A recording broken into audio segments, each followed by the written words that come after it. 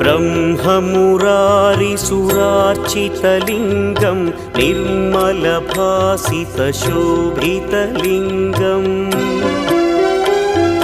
जन्मजदुःखविनाशकलिङ्गं तत्प्रणमामि सदा शिवलिङ्गम्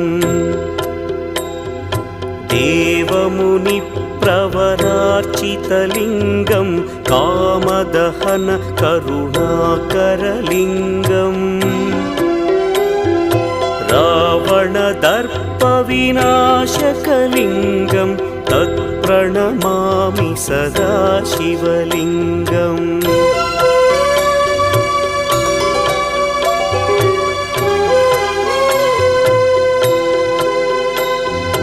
सर्वसुगन्धसुलेपितलिङ्गं बुद्धिविवर्धकलिङ्गम्